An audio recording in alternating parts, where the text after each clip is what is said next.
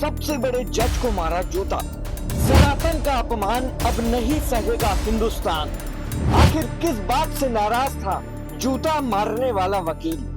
न्याय की सबसे आखिरी सीढ़ी माने जाने वाले सुप्रीम कोर्ट के अंदर से ऐसी खबर आई है जिसे सुनकर आप दंग रह जाएंगे। जी हाँ, सुप्रीम कोर्ट के मुख्य न्यायाधीश जस्टिस B.R. गवई, जो हाल ही में सनातन विरोधी और बुलडोजर के विरोध में बोलते रहे हैं, उन पर एक व्यक्ति ने जूता फेंक कर मारा है। आइए आपको बताते हैं कि पूरा मामला आखिर है क्या। 6 अक्टूबर 2025 को सुबह करीब 11:35 पर सुप्रीम कोर्ट के कोर्ट नंबर 1 में एक चौंकाने वाली घटना हुई। Chief justice B.R. गवई और जस्टिस के विनोद चंद्रन एक बेंच में बैठकर केस की सुनवाई कर रहे थे। उस वक्त मेंशनिंग आवर्स चल रहे थे, यानी वो समय जब वकील अपने केस को जल्दी सुनवाई के लिए पेश करते हैं। तभी एक 71 साल के वकील, जिनका नाम राकेश किशोर है, अचानक खड़े होते हैं, अपना जूता निकालते हैं और चीफ जस्टिस की ओर फेंक कर मारते हैं। लेकिन जूता चीफ जस्टिस तक नहीं पहुंच सका। चीफ जस्टिस ने बाद में बताया कि मुझे कोई चीज नहीं लगी, मैंने बस एक आवाज सुनी, शायद जूता कहीं टेबल पर या जमीन पर गिर गया। उन्होंने ये भी कहा कि राकेश किशोर चिल्ला रहे थे कि मैंने गवई साहब की तरफ जूता फेंका था। शायद वो ये समझाने की कोशिश कर रहे थे कि उनका निशाना चीफ जस्टिस थे, लेकिन जूता कहीं और गिर गया। इसके तुरंत बाद कोर्ट में मौजूद सुरक्षा कर्मियों ने राकेश किशोर को पकड़ लिया और उन्हें कोर्ट रूम से बाहर ले गए। इस दौरान वो चिल्ला रहे थे कि सनातन का अपमान नहीं सहेगा हिंदुस्तान, यानी भारत सनातन धर्म का अपमान बर्दाश्त नहीं करेगा। अब आप सोच रहे होंगे कि इतनी बड़ी घटना के बाद चीफ जस्टिस ने क्या किया।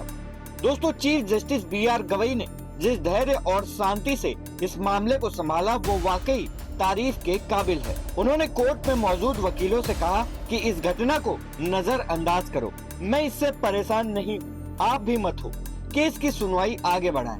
चीफ जस्टिस ने बाद में एक अखबार से बात करते हुए बताया कि मैं इस तरह की चीजों से विचलित नहीं होता, मुझे बस एक आवाज सुनाई दी और मैंने राकेश किशोर को ये कहते सुना कि उन्होंने मेरी तरफ जूता फेंका था। इतना ही नहीं, चीफ जस्टिस ने सुप्रीम कोर्ट रजिस्ट्री को साफ आदेश दिया कि इस वकील के खिलाफ कोई कार्रवाई न की जाए। इसीलिए दिल्ली पुलिस ने राकेश किशोर को कुछ घंटे पूछताछ के बाद छोड़ दिया। उनके जूते, आधार कार्ड, मोबाइल और बार एसोसिएशन का कार्ड भी उन्हें वापस कर दिया गया। अब सबसे बड़ा सवाल ये है कि राकेश किशोर ने ऐसा क्यों किया। दरअसल वो चीफ जस्टिस के एक बयान से बहुत नाराज थे। ये बयान मध्य प्रदेश के खजुराहो में जावरी मंदिर में भगवान विष्णु की 7 फुट की क्षतिग्रस्त मूर्ति को दोबारा बनाने और स्थापित करने की मांग से जुड़ा था। 16 सितंबर 2025 को सुप्रीम कोर्ट में इस केस की सुनवाई हुई थी।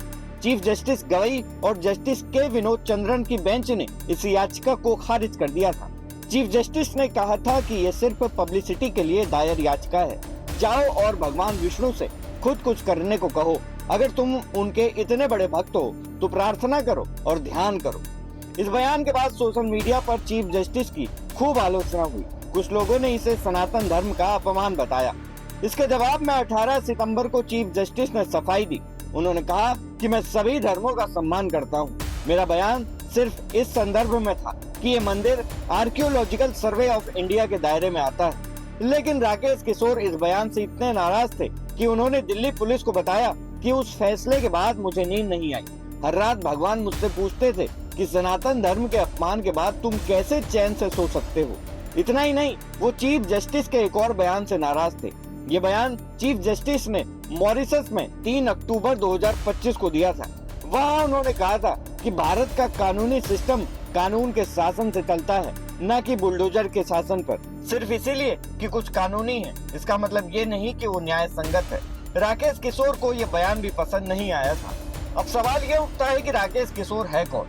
दोस्तों, राकेश किशोर 71 साल के सीनियर वकील हैं और दिल्ली के मयूर विहार में रहते हैं। वो कई सालों से वकालत कर रहे हैं और supreme court bar association, Shahdara bar association और बार काउंसिल ऑफ दिल्ली के मेंबर।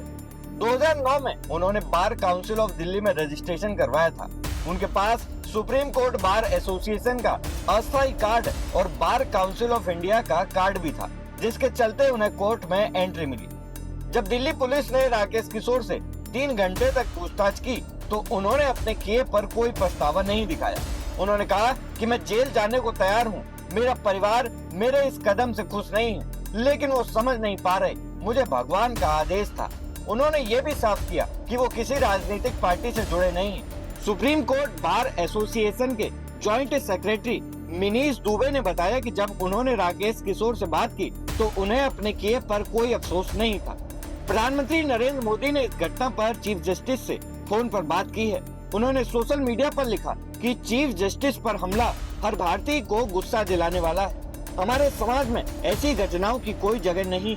मैं चीफ जस्टिस के धैर्य की सराहना करता हूँ। वहीं आम आदमी पार्टी के नेता अरविंद केजरीवाल ने इस मुद्दे को लेकर राजनीति करना चालू कर दिया। उन्होंने अपने एक पोस्ट में लिखा कि एक दलित का बेटा मेहनत और ईमानदारी से देश के सर्वोच्च पद तक पहुंचा और कुछ लोग इसे बर्दाश्त नहीं कर पा रहे। उनके समर्थक सोशल मीडिया पर चीफ जस्टिस को धमकी दे रहे हैं। देश ऐसी सियासत और गुंडागर्दी बर्दाश्त नहीं करेगा। दोस्तों, इस घटना के होने में कहीं न कहीं जस्टिस BR गवई खुद भी जिम्मेदार, क्योंकि जिस तरह से वो लगातार सनातन विरोधी बयान देते आ रहे हैं, उसे देखकर कहीं न कहीं देश के बहुसंख्यक हिंदुओं में उनके प्रति एक विरोध जन्म लेता जा रहा है।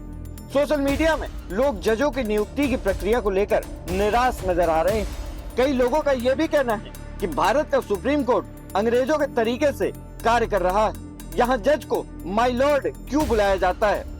दोस्तों, आपका इस मुद्दे को लेकर क्या मानना है? क्या चीफ जस्टिस ऑफ इंडिया को ऐसे संवेदनशील मुद्दों पर अनावश्यक टिप्पणी करने से बचना चाहिए?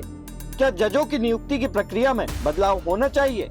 अपनी राय हमें कमेंट बॉक्स में जरूर दें। सरकारी मंथन के लिए उमेश द्विवेदी की रिपोर्ट।